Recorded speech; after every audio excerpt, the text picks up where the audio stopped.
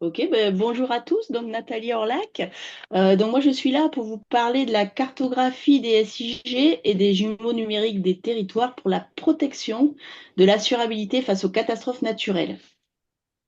Alors, est-ce que vous voyez mon écran si je change d'écran?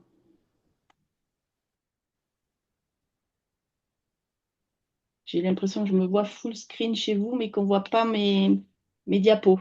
Non, pas encore. Ça arrive? Là, je vois que tu as engagé le partage, mais on voit pas encore tes diapos. Alors, tout à l'heure je les voyais. Peut-être enlever ma frimousse.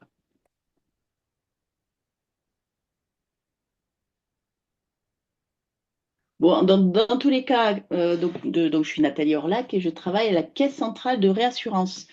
Donc, qu'est-ce que la réassurance? La réassurance est tout simplement l'assurance des assureurs. C'est-à-dire que nos clients sont les assureurs type AXA, Matmut, etc. Euh, S'assurent chez nous, donc on est des réassureurs. La particularité de la CCR, c'est que c'est un réassureur public qui est détenu à 100% par l'État et qui propose justement, avec la garantie de l'État et dans l'intérêt général, des couvertures contre les catastrophes, les risques de catastrophes naturelles. Je ne vais pas parler aujourd'hui. Cela aux compagnies d'assurance qui opèrent en France. Donc vous voyez toujours pas mes slides. On Je, croirait que je tu n'as continue, pas, mais t'as pas partagé là. C'est marrant parce que tout à l'heure, on voyait.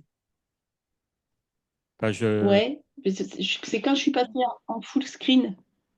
Oui, ben, on lève le full screen. Non, non, mais c'est de votre côté parce que moi vous êtes en train de partager votre écran. Je Ben, peux essayer de coupe-le et recommencer. remets-le ton partage d'écran. Ok.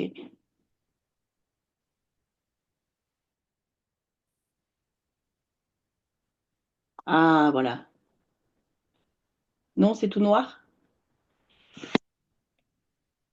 C'est bon, c'est bon. Attends, on remet au bon endroit. Là, c'est bon, on voit ta présentation. Ah, ben voilà. Donc, réassureur public, notre raison d'être, protéger l'assurabilité pour permettre à chacun de se construire un avenir. Et nos missions, c'est tout simplement réassurer et conseiller face aux catastrophes naturelles. Donc, la spécificité de la CCR, c'est depuis la loi 1982 qui a mis en place le régime des catastrophes naturelles français, habilite la CCR à réassurer contre les catastrophes naturelles avec la garantie de l'État. Donc, très rapidement, un schéma.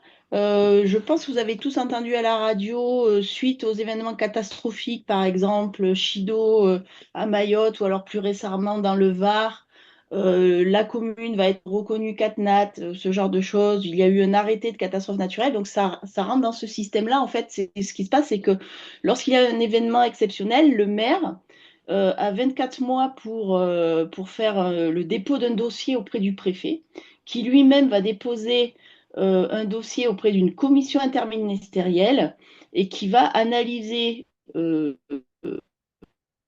et décider si oui ou non cela sera jugé comme un événement de catastrophe naturelle et si oui, il y aura une parution au journal officiel avec un avis favorable pour que cette commune soit reconnue en état de catastrophe naturelle. Donc ça, c'est le point 4. Au niveau du point 5, donc l'expert d'assurance, lui, évalue le coût des dommages d'une façon très classique. L'assureur, quoi qu'il arrive, indemnise l'assuré. Et s'il y a une reconnaissance catastrophe naturelle favorable, à ce moment-là, c'est CCR qui va indemniser l'assureur parce qu'il est réassuré chez lui. S'il n'y a pas de réassurance CatNat chez CCR à ce moment-là et qu'il n'y a pas d'arrêté catastrophe naturelle favorable, à ce moment-là, c'est les réassureurs classiques privés qui prennent le relais. Et la particularité, donc, c'est l'État qui réassure lui-même CCR au cas où elle n'est pas assez de fonds. Donc là, je vais lire les phrases dites dans les journaux par notre directeur Édouard Vieillefond. Donc, ce dispositif de régime de catastrophe naturelle permet d'assurer une mutualisation maximale où chacun, assuré, assureur, CCR et l'État, assume sa part de risque. Donc ça, c'est important pour responsabiliser. Et il permet de maintenir une couverture d'assurance solidaire, mutualisée et équitable. Donc j'insiste un petit peu sur ce régime parce que on va le voir, c'est le pilier pour maintenir justement l'assurabilité des territoires. Alors je change de slide et forcément ça ne marche pas. Si, voilà. Hop, donc rapidement ici la liste des périls couverts. Donc c'est une liste qui n'est pas exhaustive, hein. L'État peut changer à tout moment cette liste. Et on voit sur le schéma de droite, j'ai la légende est partie. C'est pas grave. La légende de droite, on voit que sur le bilan des catastrophes naturelles depuis le début de régime jusqu'à 2023, c'est 49% qui représentent l'inondation, avec 42% pour la sécheresse. Alors ça, c'est la sécheresse liée au retrait-gonflement des argiles. Ce n'est pas la sécheresse, la sécheresse agricole. C'est les argiles, lorsqu'il fait humide, se gonflent et lorsqu'il fait sec, se retirent et cela crée d'énormes fissures au niveau des maisons et peut vraiment mettre en danger les fondations. Donc ça, on voit que c'est un péril qui devient de plus en plus prenant. Et d'ailleurs, si on regarde les 10 dernières années, les nouveaux chiffres là qui vont sortir, donc la sécheresse occupe la sinistralité avec 52% contre 30% pour l'inondation. Donc on voit que c'est un péril qui est suivi de plus en plus près. 5%, ça représente les vents cycloniques, 2% les séismes, et tous les autres 2% en gris, c'est tout le reste. En fait, on parle de sinistralité attritionnelle où on met un petit peu tout dedans. Voilà, donc pour revenir sur les grands principes du régime CatNat, donc pourquoi est-ce qu'il est solidaire et équitable? Eh bien parce qu'il y a un taux de surprime euh, unique pour tout le monde, c'est la même chose. Tout le monde paye 20% de sa multirisque habitation ou alors 9% pour les véhicules à moteur dans son assurance incendie vol. C'est ce qui permet de financer ce régime. Les arrêtés de catastrophes naturelles, ils sont basés sur des critères homogènes, scientifiques, objectifs sur l'ensemble du territoire. Donc voilà, c'est ce qui fait un peu ça, solidarité et son équité. Une couverture très large, c'est une extension obligatoire de votre garantie d'assurance. Le taux de pénétration sur l'hexagone est très bon et s'améliore vraiment beaucoup dans les territoires outre-mer. C'est une couverture, on l'a vu, multirisque et avec un coût extrêmement abordable. Ce régime également, il est stable, c'est visible à long terme, mais c'est un système qui est préfinancé, donc on arrive à stabiliser. Récemment, cette surprime a dû être augmentée de 12% à 20%, mais c'était nécessaire pour maintenir la pérennité du régime. Il est extrêmement solvable vu que nous avons la garantie de l'État pour faire face à ces événements exceptionnels. C'est un partenariat public-privé, c'est-à-dire que c'est un schéma qui est encadré par l'État, mais qui utilise des mécanismes privés du réseau assurantiel privé. Donc c'est une partage du risque public-privé. C'est un régime responsable dans le sens où il y a une forte incitation à la prévention. Il y a le financement, par exemple, du FPRNM, connu sous le nom du Fonds Barnier, qui est financé par ce régime, et également une forte action pour la promotion d'une gestion des sinistres plus efficace. Depuis 2021, la loi Baudou, pardon, non, Baudou, c'est un collègue, qui a renforcé le principe de transparence et de simplicité et de rapidité pour l'indemnisation des sinistres liés aux catastrophes naturelles. Voilà, donc j'ai insisté sur cela parce que vous allez voir que ça prend toute sa part d'importance dans l'assurabilité des territoires. Justement, cette assurabilité qui est un sujet émergent. Il y a 10 ans, on ne parlait pas de problématiques, de difficultés d'assurance de territoire. Mais depuis, la PNAC, enfin, le PNAC, le Plan national d'adaptation au changement climatique, qui a sorti sa troisième version au mois de mars, propose trois actions très fortes pour pérenniser, justement, pour protéger cette assurabilité. Donc le premier, c'est pour objectiver le problème. C'est comme c'est émergent, voilà, on va objectiver, est-ce qu'il y a vraiment un problème d'assurabilité? Si oui, où est-ce qu'il est? Comment faire pour le mieux le gérer? Donc CCR a été mandaté par l'État pour mettre en place l'Observatoire de l'assurance, donc des CatNat, donc de l'assurabilité des CatNat. C'est un travail en collaboration avec les assureurs, France Assureurs, l'État et bien sûr CCR. Donc, un observatoire, forcément, qu'est-ce que c'est? Ben, ça va être une cartographie qui va suivre, qui est dans un SIG et qui va suivre l'évolution ben, de ces problématiques. Est-ce qu'il y en a, oui ou non? Voilà. Pour préserver la mutualisation de ces risques climatiques et pour qu'on puisse continuer à avoir une couverture assurantielle abordable, disponible, encore une fois, sur tout le territoire, donc là, encore une fois, une dimension géographique, CCR va renforcer son commissionnement, c'est-à-dire redonner de l'argent aux assureurs qui font des efforts dans la prévention, qui font des efforts et qui vont rester sur les zones les plus exposées. Ça, c'est le deuxième point. Et le troisième, qui est certainement le pilier le plus fort, c'est renforcer les efforts de prévention et aussi de sensibilisation pour s'adapter à ces risques naturels. Donc cela par la mise en place de mesures collectives, on a assez l'habitude, on entend souvent parler du fonds Barnier, qui a été d'ailleurs renforcé, je crois, de 30% là, aux dernières lois. Et puis, effectivement, on est arrivé à montrer qu'un euro investi dans la prévention permet d'économiser 8 euros en dommages. Donc, ce sont des mesures qui fonctionnent. Donc, il faut continuer ces mesures collectives, mais également travailler au niveau individuel. Donc, la prévention, un levier essentiel, oui. C'est vrai qu'historiquement, on a l'habitude de parler de prévention collective. Il y a des digues, il y a des PPR, il y a des PAPI. Donc, je vous ai indiqué que c'était efficace. On est capable de mesurer l'efficacité de ces plans, mais qui étaient plutôt axés au niveau des inondations par débordement. C'est-à-dire, on sait les rivières, on sait bien maîtriser où elles débordent. Mais aujourd'hui, il est important de prendre en compte les phénomènes de ruissellement. Vous voyez la carte à droite qui montre, ben là, c'est une cartographie où il y a l'aléa débordement en bleu, mais l'aléa ruissellement en vert, et on voit que c'est très couvrant sur tout le territoire. Donc depuis le début, CCR modélise ces phénomènes de ruissellement et dispose d'une cartographie probabiliste homogène France entière. Voilà, donc ça, encore une fois, une cartographie pour mieux suivre les phénomènes de ruissellement.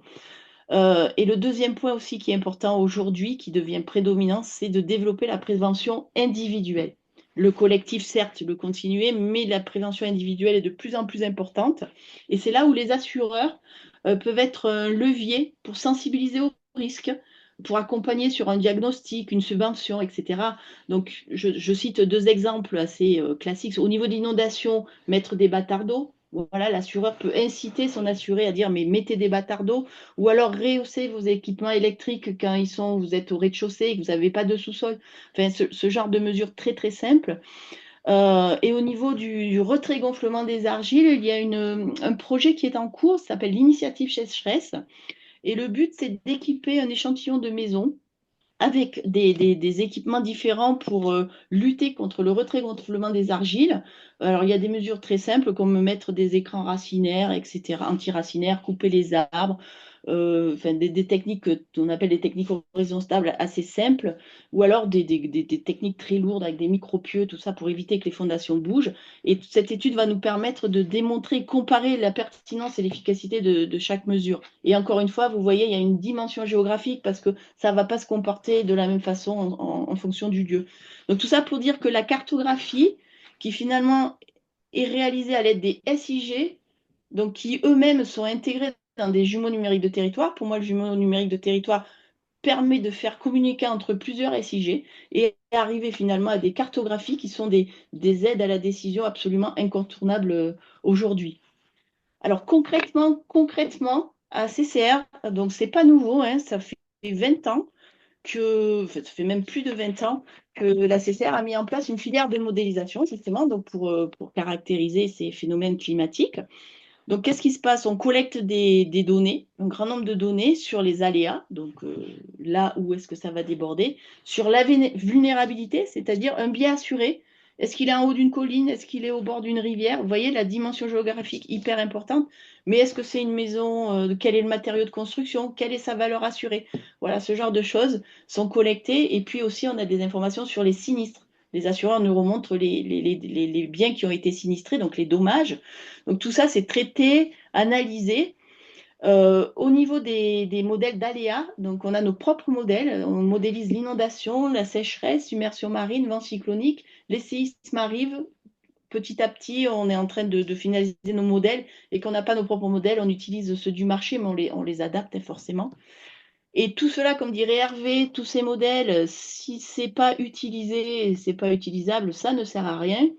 CCR restitue. Alors, on ne peut pas restituer la donnée brute, c'est de la donnée hautement confidentielle. Donc, ne venez pas me demander de la donnée de vulnérabilité, c'est impossible. CCR ne peut pas restituer cette donnée-là. En revanche, on peut faire des études et vous restituer des résultats d'études. Et même, je vais vous montrer qu'on restitue nos résultats dans le milieu de l'assurance et même du tout public.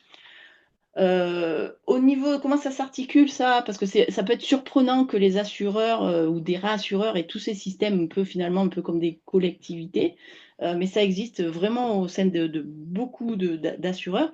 Donc on a un département donc, géomatique, donc pour exploiter la dimension spatiale de la donnée qui est, vous l'avez senti, hyper important.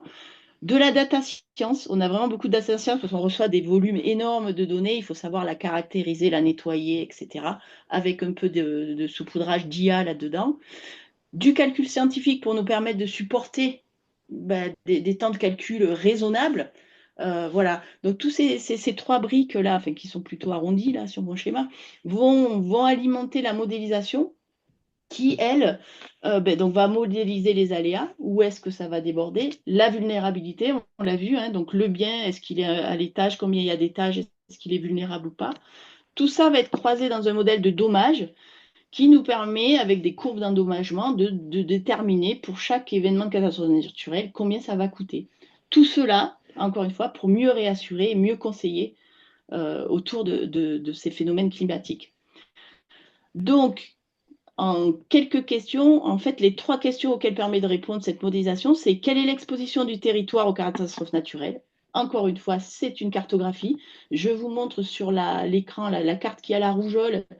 C'est la sinistralité sur le territoire hexagonal, mais vous pouvez aller dans les DOM. Donc ça, c'est des données qui sont déjà disponibles dans le tout public.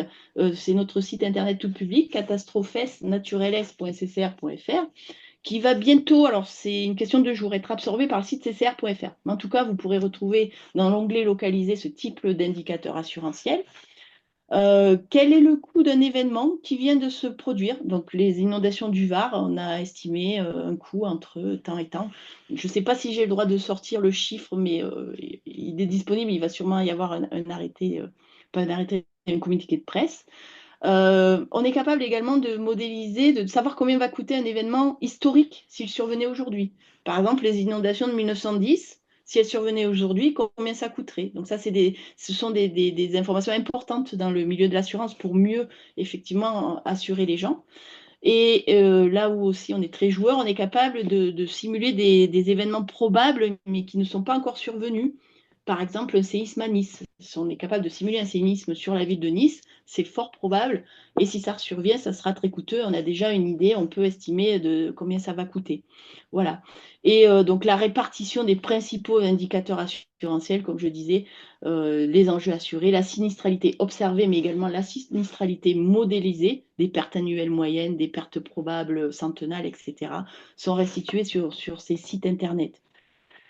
Une autre façon aussi, c'est enfin, cette modélisation, en plus, on garde la mémoire des catastrophes naturelles, c'est-à-dire qu'on garde depuis le début du régime des fiches sur les événements de catastrophes naturelles, donc très, très, comment dire, structurées, avec des informations clés à chaque fois, des descriptions pour les événements majeurs. Alors pour nous, un événement majeur, grossièrement, c'est quelque chose qui coûte plus de 10 millions d'euros. Après, ce que je disais, ça passe dans de la sinistralité attritionnelle. Mais bon, on garde cette mémoire des catastrophes naturelles. Et également, on accompagne les politiques publiques. On conseille pour dynamiser la prévention. Donc on va être capable de dire c'est plutôt là qu'il faut regarder plutôt que là, parce que là, ça a été plus efficace que là. Enfin, vous voyez encore une fois la dimension géographique de la donnée qui rentre en jeu.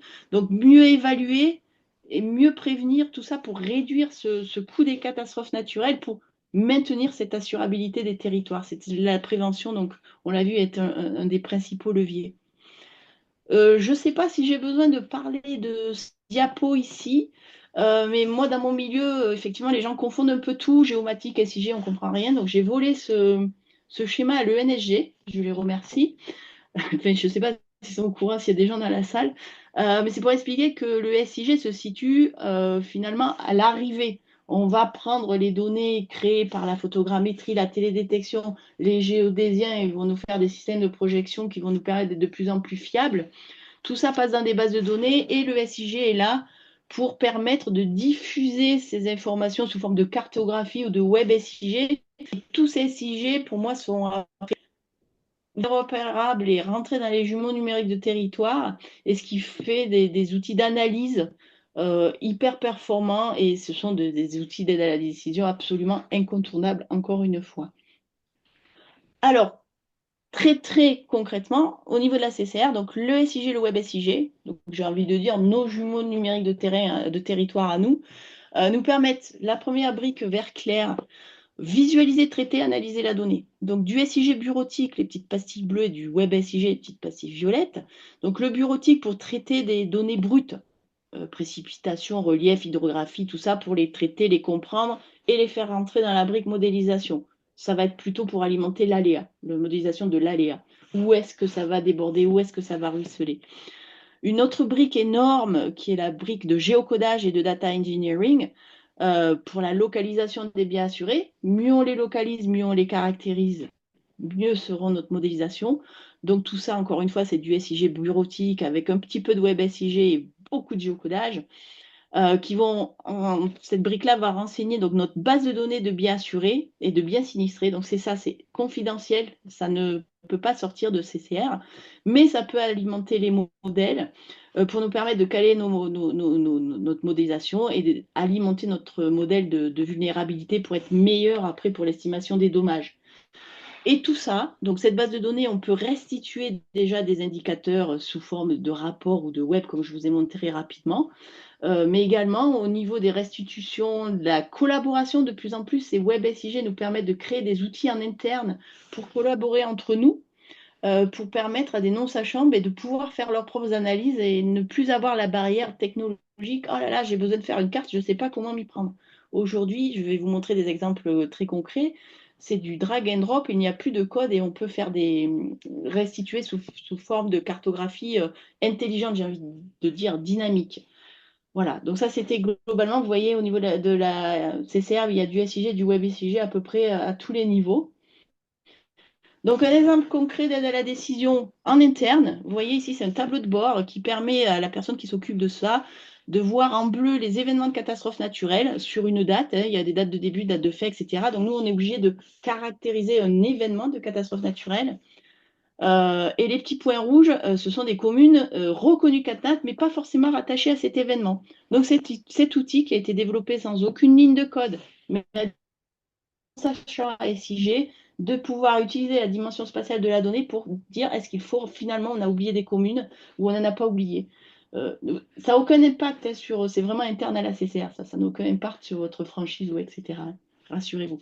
Voilà, mais c'est un exemple d'outils développés hyper puissants et qui permet à un décideur de décider très rapidement avec des choses très fiables.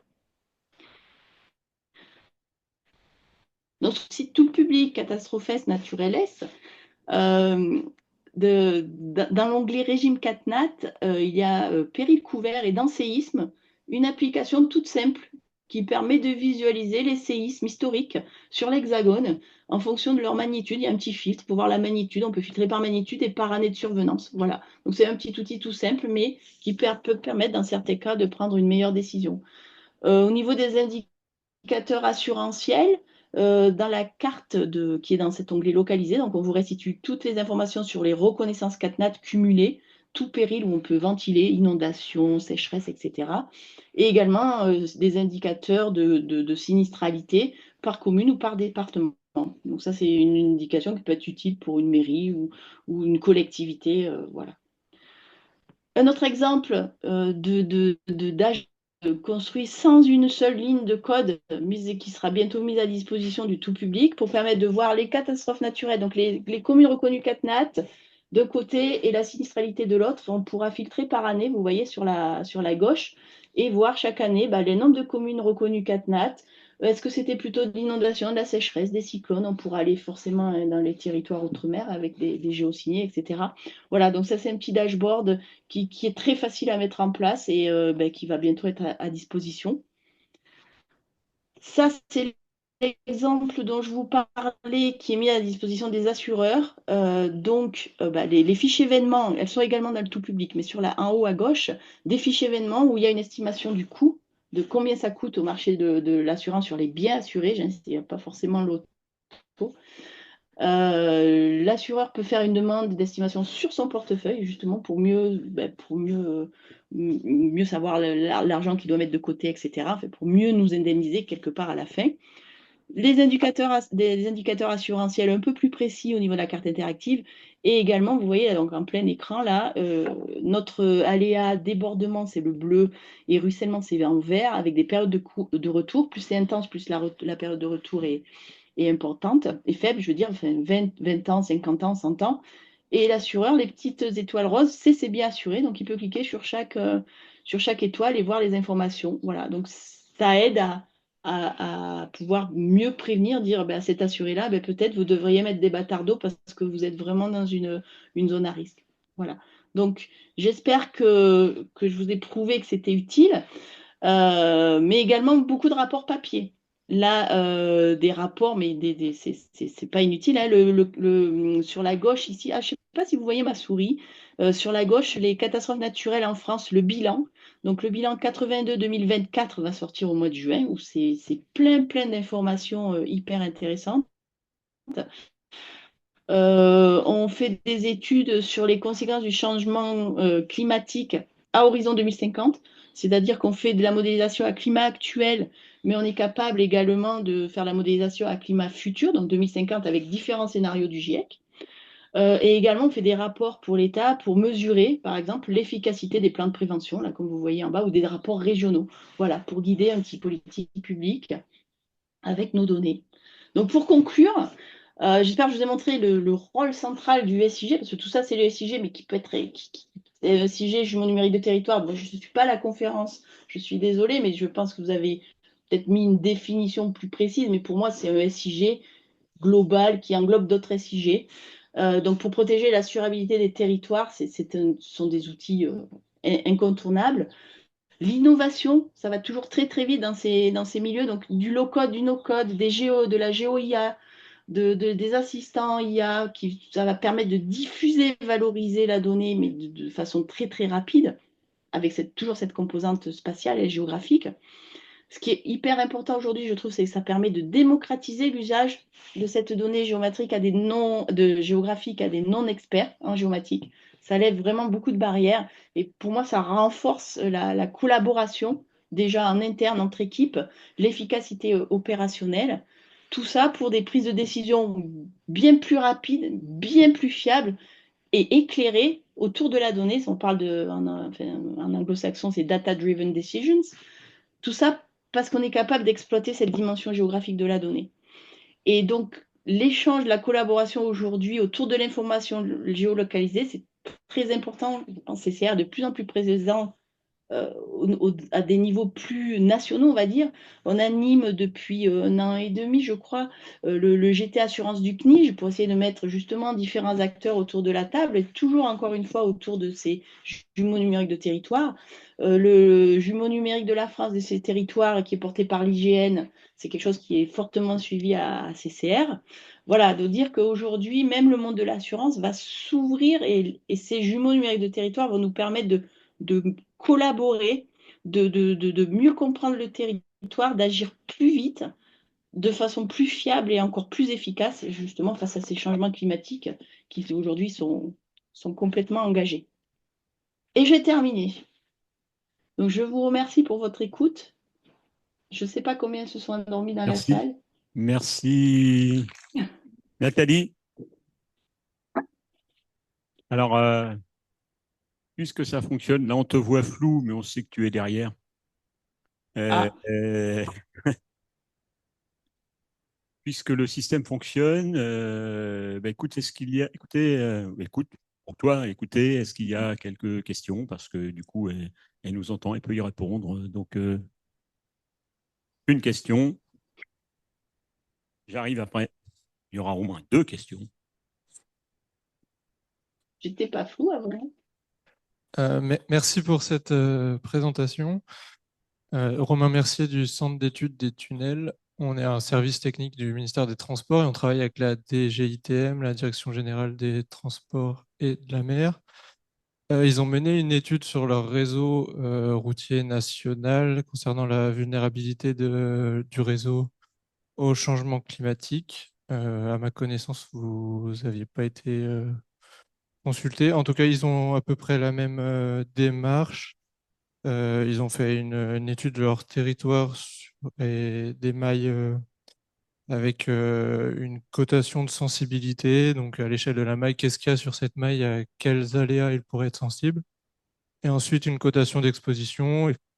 Et en multipliant les deux, donc ils arrivent à un coefficient de vulnérabilité à l'échelle de la maille qui leur permet après d'essayer de quantifier des coûts d'adaptation de leur réseau.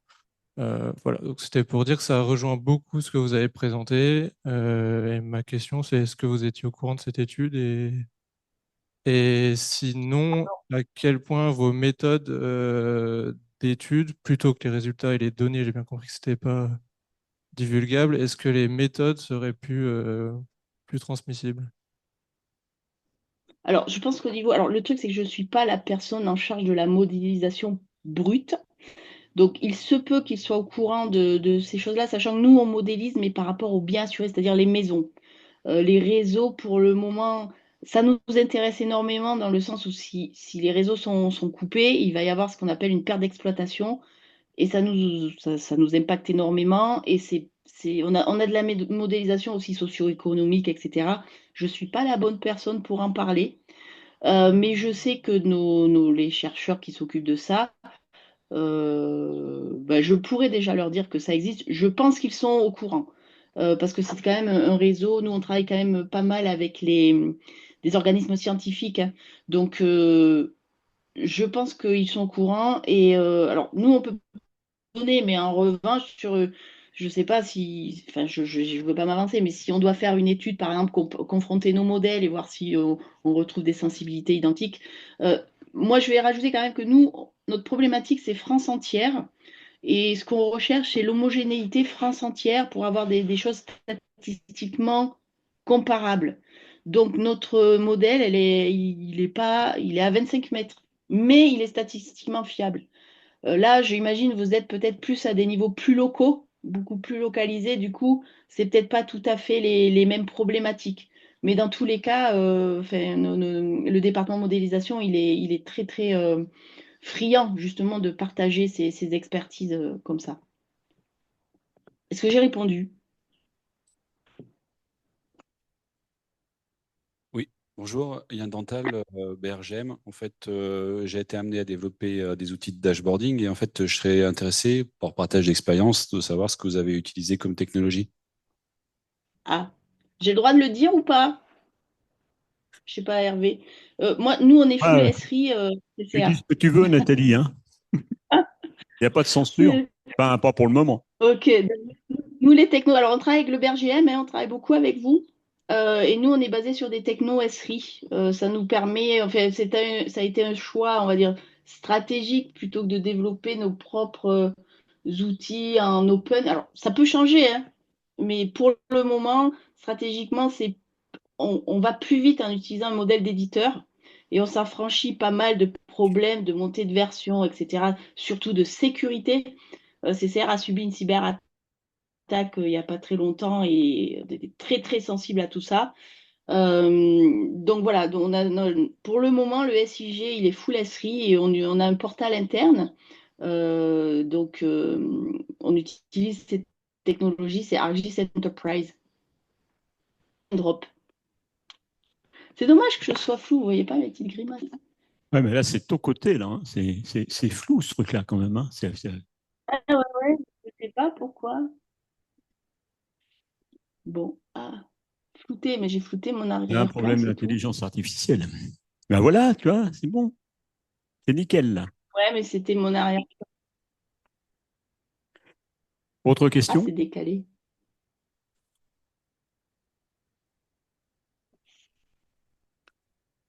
Non, plus d'autres questions. Ben, écoutez, je vous remercie. Merci Nathalie. Tu peux, si tu le souhaites, si tu restes connecté, tu pourras assister à la suite également. En tout cas, Ah, merci c'est vrai? d'avoir pris le temps d'intervenir.